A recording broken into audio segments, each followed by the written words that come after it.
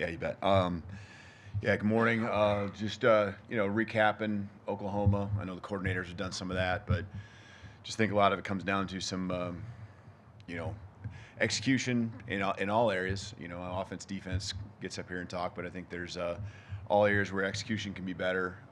Obviously, the turnover margin and some big plays, some momentum-changing plays there played a role, and I think our inability to create explosives. I always look at that, and we lost that area too in the game, and so there's details as to why all those things happened. We meet with our team, and yesterday, I think that's what you can do with this group is you can be very truthful, very, very honest. The relationship's there, the trust's there. Our leadership is there, whether it's staff or just our leadership within our team. And so, they want to know the facts. They want to know the details, and we address those. And our focus turns to the Iron Bowl now, and the excitement of that. We got to make sure we're focused on the next play and only the next play. It's senior day for 19 guys. We have 10 scholarship, 9 walk-ons that we'll get a chance to recognize and celebrate that day with them. Want to send them out with a win and a great experience. Appreciate all these guys and everything they've poured into it. We got with the 10 scholarship, I think 3 special teams, 5 defense, and 2 offensive guys, that are playing their senior year here. So, care a lot about those guys. I know our team does too, and want it to be a special time for them, a special week, getting ready to play the Iron Bowl. And then the last thing, just unfortunate, I know it was kind of addressed here earlier, Deontay Lawson, we'll lose him for the season with season-ending injury, and so just an amazing leader, chosen team captain by the team. I can see not just what he means to us on the field, but just the love that our players have for him, especially those that have been through multiple years.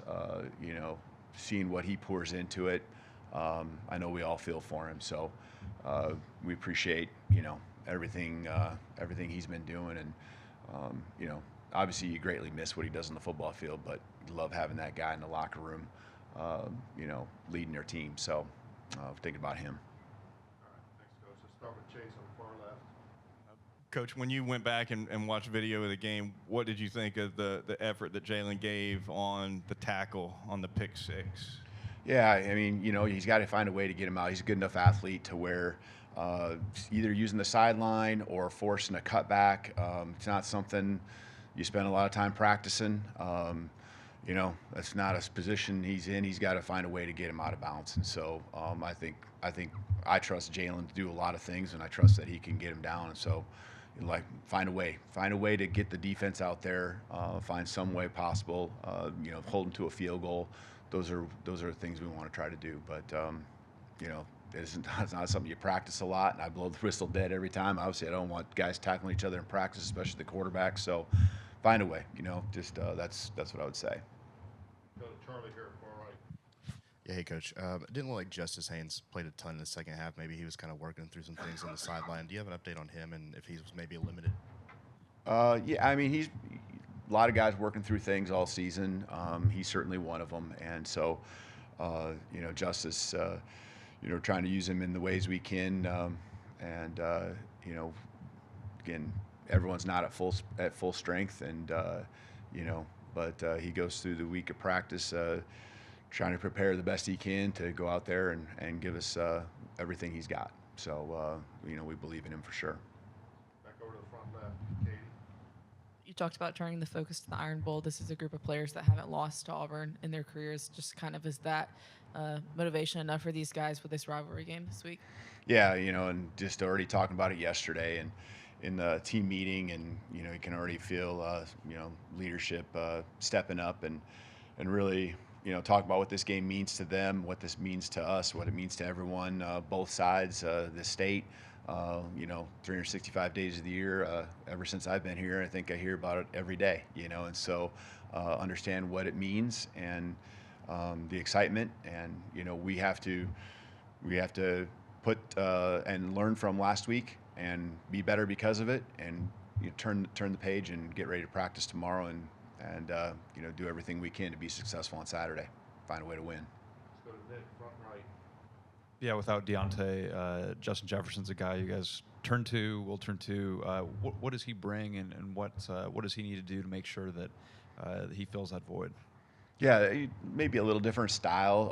Obviously, stature, you look at that right away, but Justin can run. Justin's physical. He's a guy you can count on. He's really trustworthy. He pours everything into it. He has just a team-first mindset, going through spring ball, him kind of trying to figure out his role. I remember talking, at the time, just, he's been ready whenever called upon. He's worked through his things here and there with injuries, but he's, any guy's looking forward to that moment, and I know that along with the disappointment that we always have and how much we love Deontay, we're also excited about the next man up and the opportunity that it creates for him. And so, Justin's a huge fan of our entire team, our coaching staff, we're all fans of him, and want him to go out there and be great, and we're confident in him. Go to the front middle of the room to Tony. Just what have you seen from the lack of consistency, and then what do you do to kind of maybe what traits do you need to kind of build that up and to maybe be able to sustain some of the as a team? Yeah, just in several areas. Yeah, really, it's disappointing because I feel like we've done a good job of building up over the last month. Really, the consistency in all areas really starts with winning the turnover margin. That's been ways where we've, really gotten momentum. We've started fast because of it. We've held team to field goals. We gave up really the one touchdown, and we forced them to field goals. So some of those things still were in play. We didn't have that momentum that you need. We went into an environment and we let the environment be what it was because we didn't grab a hold of it like we did at LSU, and kind of took over the place. And so we let them hang around through the first half, and then obviously they got the score at the very end. And then a couple plays, right? The takeaways that they had, or the turnovers on our part, really spinning the game there. And what your focus is at that time when you're in the middle of the third quarter. I spoke to coaching staff and them passing it on to the team is just try to find a way to get one more score here at the end of the third quarter. Try to make it a 2-score game, and if you get 10, and can cut into it even more, that's what your goal is, and give yourself a chance to where you're competing, keep applying pressure, keep pouring it on the best you can. It wasn't like I felt like we needed to make more adjustments. We just made a couple mistakes there, and that swung the game. We knew they had a good defense going in. We knew that they had that ability to make those type of plays. Unfortunately, we turned it over, and those two in particular, the third one, at the end of the game. But we had a chance to cut into that lead, and we didn't. That led to fourth quarter where you're just kind of trying to find any way to get explosive plays, a lot of passes, not pretty much one-dimensional now at that point offensively in particular. Go to the far left, Colin. Hey, Kalen, did you reach out to the SEC about the illegal touching call made against Ryan Williams, and if so, what did you hear? Yeah, I mean, there's been communication, and there's nothing you can really do now, right? The game's over and stuff, so you just got to be comfortable with the communication that you have, and that's been the case with the SEC, and you just move on. We're focused on the Iron Bowl. Alex on the right. You've obviously got to finish out the regular season this week, but you got signing day the week after that. Transfer portal opens up the week after that. I'm curious how much time is spent on roster management right now, and are conversations with the current roster and the retention piece of it already happening? Yeah, I think that's one thing with our staff that just, the relationships that exist. I think there's little conversations that happen periodically, and they might happen different times with different guys, because they feel open to talk to our staff. And yes, there's different levels of conversations. Some of them are initiated not just by us, but by the players, and they're just talking through and getting our input. And, that's not the focus right now. The focus is on the Iron Bowl. The focus is on the regular season.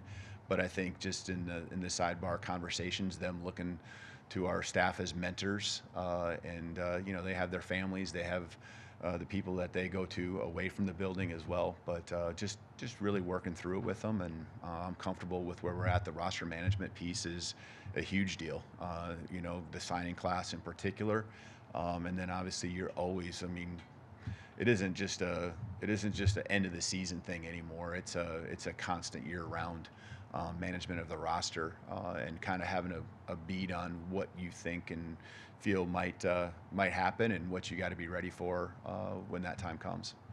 Go to Matt on the far right. You mentioned hearing about the Iron Bowl. What have you heard about just the game and how important it is for just the legacy of Alabama coaches? Yeah, sure. It's going to be an awesome environment. We know that. You know, love playing the game at home, right? We get a chance to be undefeated. That's a sidebar.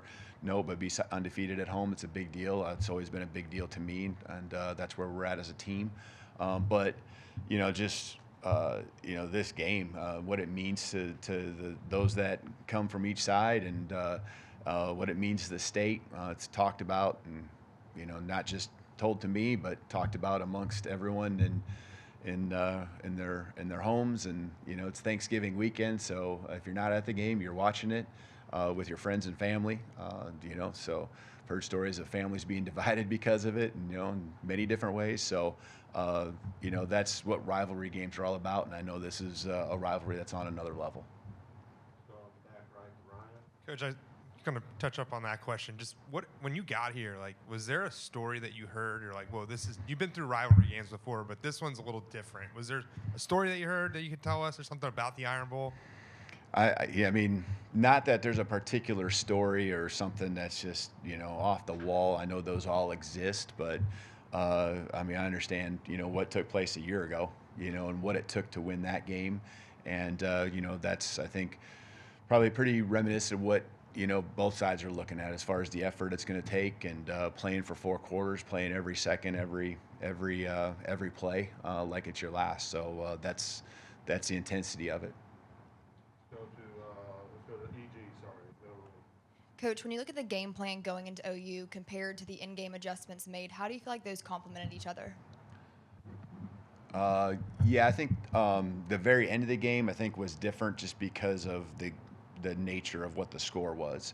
But I felt like offensively, a lot of it was sticking to the plan, because I think our plan was good. We just, you know, we didn't get a chance to get into the offense enough to be able to create the explosives, the things that come off of plays that you're not setting up, because I mean, we'll go to the explosive opportunities whenever they're there, but you know, it didn't develop. There wasn't a rhythm, and I think it's always hard to you got to find those plays that can get into a rhythm. That's your base offense, and so a lot of times that, you know, is execution, and that's on everyone. That's not just on one particular group. But defensively, I think there's always adjusting, especially when a team has, you know, elements that are, you know, presented in a way that maybe are a little bit different. I mean, they still have the DNA of who they are.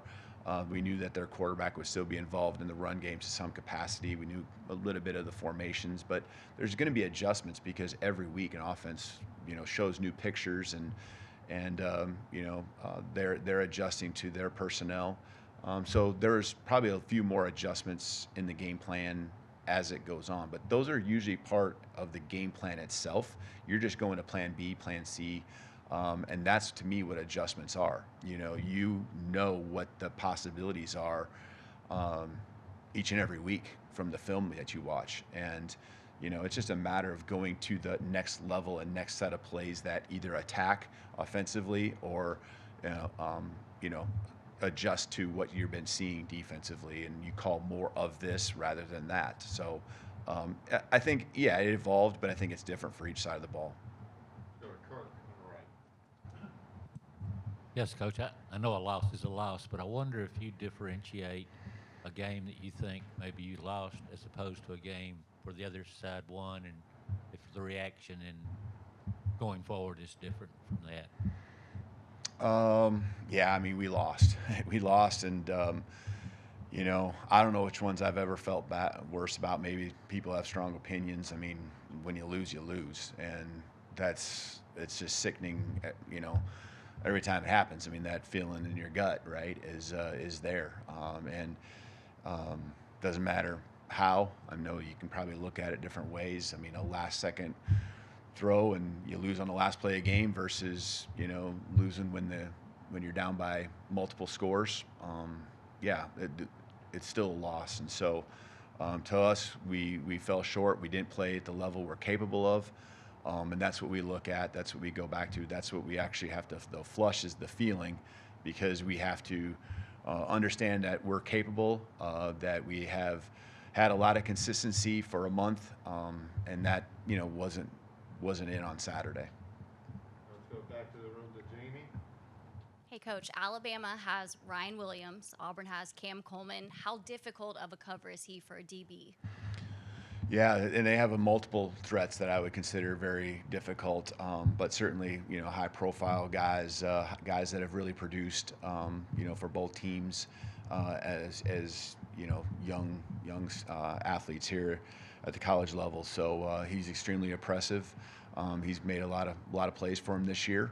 You gotta not just focus on him. You gotta focus on the other guys that have had big games, and it's not just in the pass game, but it's also in the run game.